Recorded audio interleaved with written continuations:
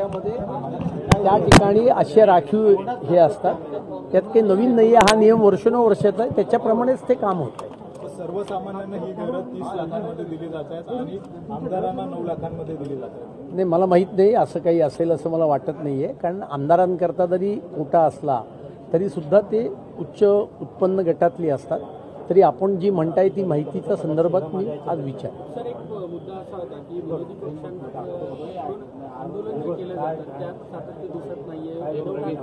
त्यांच्या आमदारांना सूचना केल्या होत्या की तुम्ही आंदोलन करा, असं होताना दिसत नाही. उद्धव ठाकरेंचं म्हणणं कोण सिरियसली घेते? त्यांचे पक्षाची लोक पण घेत. ते स्वतः बोलले होते मी आमदारकीचा राजीनामा देईन. दिला का आमदारकीचा राजीनामा? नाही दिला. त्यामुळे ते स्वतःला पण सिरियसली घेत नाही. त्यामुळे उद्धव ठाकरेंनी भले सांगावं की इथे रोज पायऱ्यावर आंदोलन करा, पण त्यांना ना उभाटा गटाचे आमदार सिरियसली घेतात ना महाविकास आघाडी घेतात. आणि त्यामुळे उद्धव ठाकरेंच्या जे काही ते बोलत असतात ते आपलं शब्द बापुडे केवळ वारा अशीच त्यांची अवस्था. विजय मेळावा जो आहे तो कुठेतरी फक्त मराठी पुरताच होता, तो राजकारणाशी त्याचा काही संबंध नव्हता असं राज ठाकरेंनी अनौपचारिक ज्या गप्पा मारल्या, इगतपुरीला त्यांचं अधिवेशन किंवा शिबिर चालू आहे तिकडे त्यांनी स्पष्ट केलं. याकडे कसं बघताय? हे बघा, आमच्या दृष्टीने महाराष्ट्रामध्ये कुठलेही दोन पक्ष जे आमच्या विरोधातले आहेत ते एकत्र येणं, एकत्र निवडणुका लढवणं हे आमच्या दृष्टीने इनसिग्निफिकंट आहे.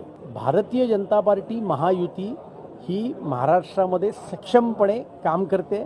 मराठी माणसाचं, मराठीचं, महाराष्ट्राच्या लोकांचं हित भाजपा महायुती सक्षमपणे सांभाळते. आणि त्यामुळे कोणी एकत्र आलं नाही आलं, निवडणुका एकत्र लढले नाही लढले तरी विधानसभेसारखेच निकाल स्थानिक स्वराज्य संस्थांच्या निवडणुकीत येणार आहेत. पण उद्धव ठाकरे बोलतायत की दोन बाहू एकत्र येऊ नयेत यासाठी काहींचे प्रयत्न सुरू आहेत. आता राज ठाकरे काय म्हणतायत आणि उद्धव ठाकरे काय म्हणतायत, आणि त्याच्यामुळे उद्धव ठाकरेंच्या बाबतीत मी म्हटल्याप्रमाणे त्यांच्या बोलण्याकडे फार लक्ष देण्यात काही अर्थ नाही आहे.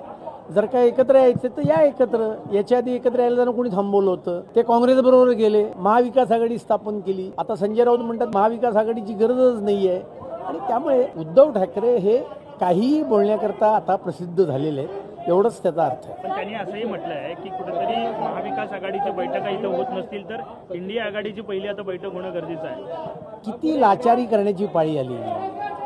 इकडे महाविकास आघाडीची बैठक होत नाही हे त्यांना इथे जाहीरपणाने सांगावं लागतं. त्या बैठकीत त्यांना मान सन्मान मिळत नाही. आणि त्यामुळे महाविकास आघाडी कागदावरच होती. महाविकास आघाडीच्या विधानसभेच्या निवडणुकीत उद्धव ठाकरेंचा एवढा अपमान झाला. सांगली लोकसभेत आपण हे पाहिलं तरी त्यांनी विधानसभेत आघाडी करण्याचा प्रयत्न केला. त्या ठिकाणी अनेक ठिकाणी त्यांचे आपापसात उमेदवार समोर उभे राहिले. आणि त्यामुळे उद्धव ठाकरेंना महाविकास आघाडीत सुद्धा काही स्थान राहिलेले नाही.